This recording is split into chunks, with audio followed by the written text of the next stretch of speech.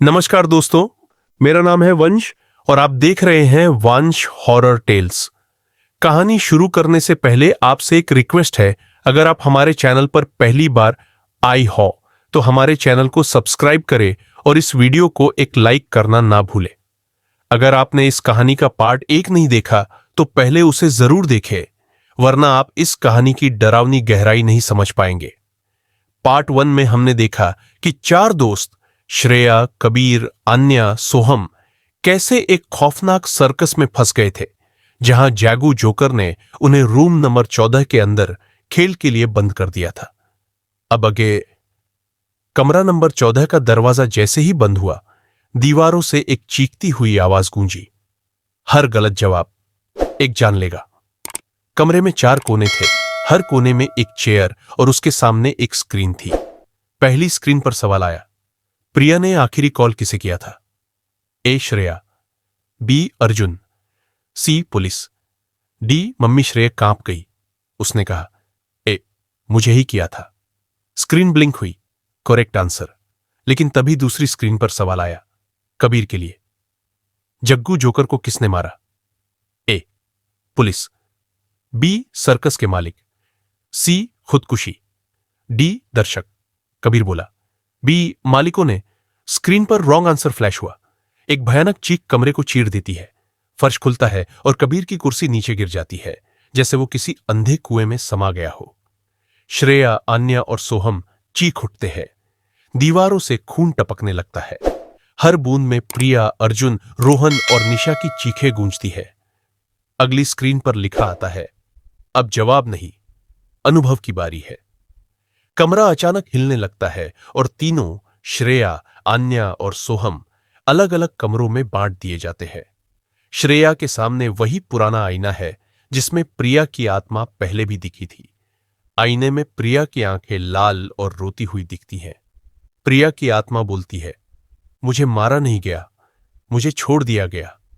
वो दरवाजा मत खोलना श्रेया, वरना तू भी हमारे साथ फंस जाएगी। लेकिन श्रेया डर के बावजूद आगे बढ़ती है और दरवाजा खोल देती है। आन्या के कमरे में एक लड़की बैठी है, हूबहू प्रिया की तरह दिखने वाली। वो रोती है, मुझे यहां से बाहर निकालो। आन्या धीरे धीरे उसके पास जाती है, लेकिन जैसे ही उसने हाथ बढ़ाया, उस लड़की का चेहरा फट गया।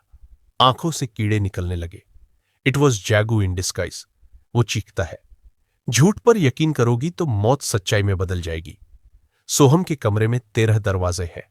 हर दरवाजे पर एक नाम लिखा है, श्रेय, आन्या, कबीर, रोहन, निशा। आखिरी दरवाजे पर उसका खुद का नाम है।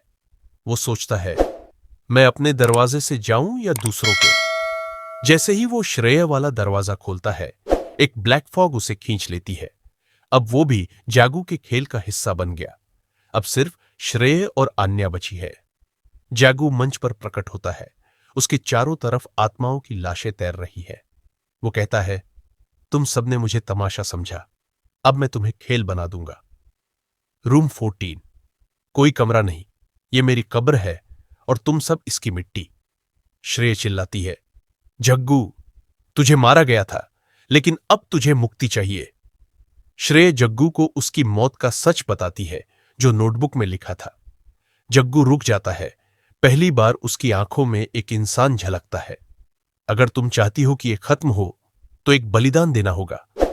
श्रेय चुपचाप कहती है, मैं तैयार हूं, लेकिन मेरी दोस्त को छोड़ दो।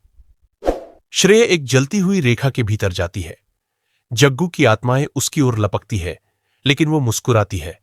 आन्या पीछे से चिल्लाती है, नहीं, प्लीज मत जा। एक तेज रोशनी होती है और सब कुछ शांत हो जाता है। आन्या एक सुनसान सड़क पर आंखें खोलती है। वो जिंदा है, पर अकेली। उसके सामने वही पुराना सर्कस है, अब जला हुआ, वीरान। लेकिन एक कोने में रूम 14 का दरवाजा खुला पड़ा है और अंदर जग्गू जोकर की हंसी की गूंज अब भी सुनाई देती है। तो दोस्तों, अगर आपको ये कहानी पसंद आई तो हमारे चैनल वंश हॉरर टेल्स को सब्सक्राइब करें। इस वीडियो को एक लाइक जरूर करें। धन्यवाद।